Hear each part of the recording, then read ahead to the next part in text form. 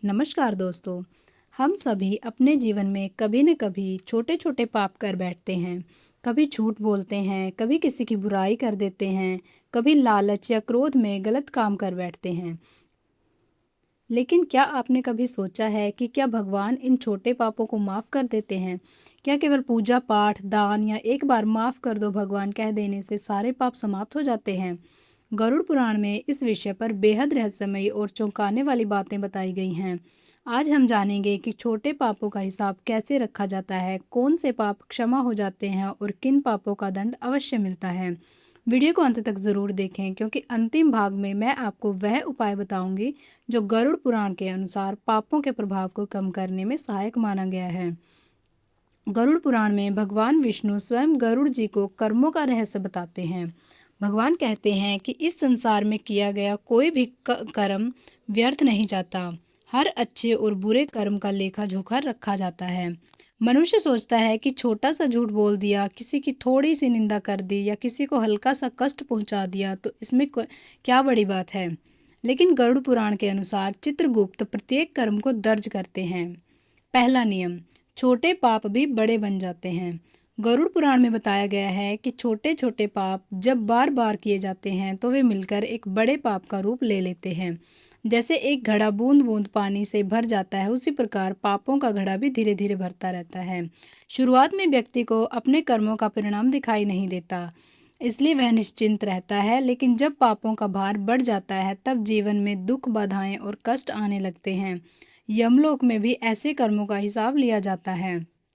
दूसरा नियम, अनजाने में हुए पाप।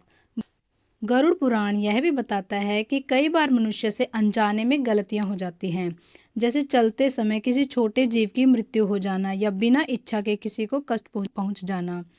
ऐसे कर्मों के लिए भगवान ने प्रायश्चित का मार्ग बताया है।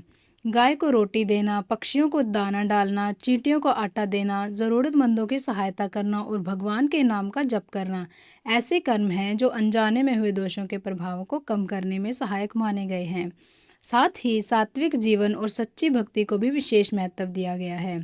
तीसरा नियम, जानबूझकर किए गए पाप। गरुड़ पुराण का सबसे कठोर संदेश यही है कि यदि कोई व्यक्ति यह सोचकर पाप करता है कि बाद में पूजा पाठ कर लूँगा, दान कर दूंगा या भगवान से माफ़ी मांग लूँगा, तो यह सबसे बड़ा भ्रम है। भगवान के न्याय में छल कपट नहीं चलता। जानबूझकर किया गया धोखा, कपट, बेईमानी और दूसरों को हानि पहुंचाने वाले कर्मों का फल अवश्य मिलता है। यमराज के न्याय में किसी प्रकार की सिफारिश या शॉर्टकट नहीं होता।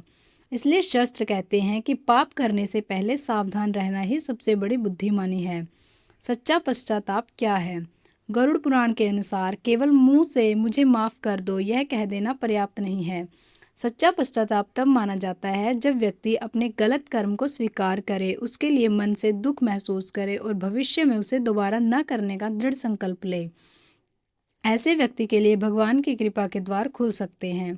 लेकिन जो व्यक्ति बार बार वही गलती दोहराता है, उसके लिए कर्म का नियम अपना कार्य करता रहता है। तो दोस्तों, गरुड़ पुराण हमें यह शिक्षा देता है कि कर्म का नियम अत्यंत शक्तिशाली और अचूक है। छोटे पापों को हल्के में नहीं लेना चाहिए क्योंकि वे धीरे धीरे बड़े परिणाम उत्पन्न कर सकते हैं। अनजाने में हुई गलतियों के लिए प्रायश्चित और भक्ति का मार्ग बताया गया है, लेकिन जानबूझकर किए गए पापों का फल भोगना पड़ सकता है। इसलिए जीवन में सत्य, दया, धर्म और सदाचार का पालन करना ही सबसे बड़ा उपाय है। अगर आपको यह जानकारी उपयोगी लगी हो तो वीडियो को लाइक करें, चैनल को सब्सक्राइब करें और बेल आइकन को ज़रूर दबाएं। कमेंट में लिखिए जय श्री हरि। ऐसे ही गरुड़ पुराण, धर्म और सनातन रहस्य से जुड़ी रोचक जानकारियों के लिए हमारे चैनल से जुड़े रहें। धन्यवाद।